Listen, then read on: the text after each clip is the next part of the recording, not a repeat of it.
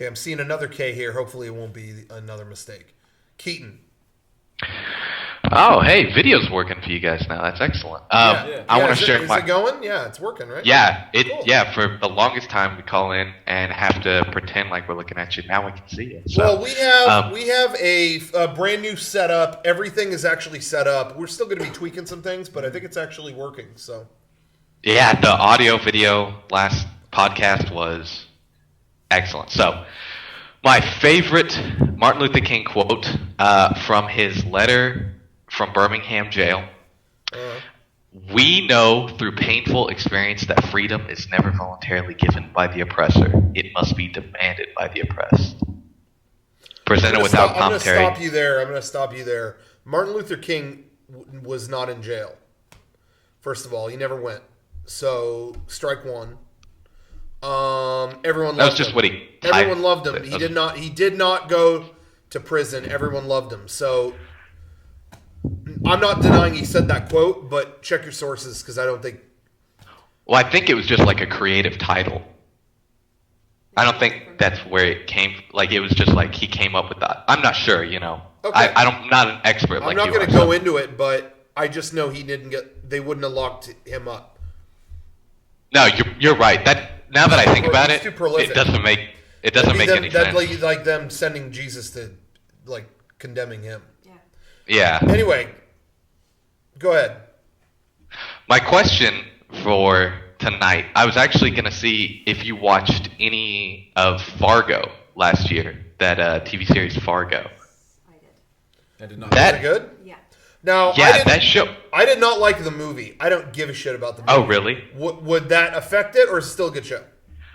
I mean, it's very Coen Brothers-esque in that it's got that sense of humor and that dark style to it. But there's something about the accent of people in, like, Minnesota, that area, sure, Canada, and that when they're talking about something really dark is hilarious to me. I get the exact same thing from the Trailer Park Boys. Okay. The Trailer Park Boys, whenever they're getting all riled up in that accent, makes me laugh so hard. And it's the same way with Fargo. It's really weird. I've never been into the Coen Brothers. Their movies have never done anything for me. Oh, really? Legitimately, for some reason. Really? There's certain filmmakers that I connect with more than others, and that's one that I don't think they're bad. I do not think they make bad movies, but they just don't connect to me. That being said, the show, they didn't make the show, so I'd be willing to check it out, but I just didn't. I mean, it's only like 13 episodes, and so when they said that, when I found out it's a miniseries, it has an end, I was like, okay, I'll watch it. Yeah, that's kind of because I didn't want to invest in something that's going to drag on forever, but it ties into the movie in a way that if you've seen the movie, you go, oh, that's neat. But if you haven't, you just go, oh, well, that's, you don't even notice it. So it's not something that's necessary for you to have seen the movie or anything like that. But follow up, if you've seen the trailer to the new movie Tomorrowland, that looks like that's going to be a pretty cool movie. I don't know anything about it other than the trailer and that it's Brad Bird. Did they release another trailer or is it the same trailer? I think it's the same one. Yeah. They're being really coy with the story of it, but apparently at D23 or at some Disney event, they showed more footage, and it kind of seemed like there was some kind of alternate future dimension. It was very BioShock, where George Clooney was from this alternate world where all our kind of like future aspirations came true.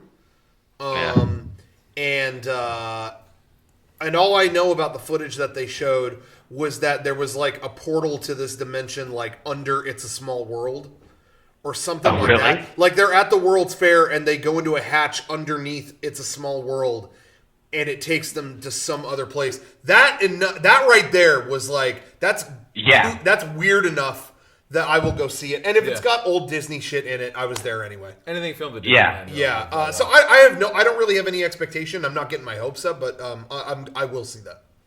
Yeah, that to me, that's the one thing that I've seen that's coming up here in the next year. I mean, there hasn't even hasn't been a whole lot announced for this next year besides that Star Wars and there's something else, but I can't even think of what it is now. I know there's like Avengers and shit, but I don't care about that. But yeah.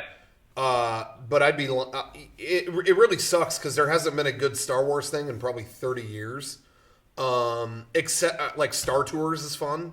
That's all I could say. But it pains me that I'm excited for the new Star Wars. That's the one franchise that really only did 3 good things, but it could keep beating me up, and I'll keep going back to it. Yeah. Did you see the trailer for that new George Lucas animated movie? Yeah. No. Oh my god! Every time I see it, there was something that Lucasfilm was working on before he sold it. They were doing a CG cartoon, and then it stopped when they sold it, and now they're finishing it. But it doesn't look. I mean, they're finishing a cartoon George Lucas was making. So so no, that's probably not going to be good. Yeah, that looks.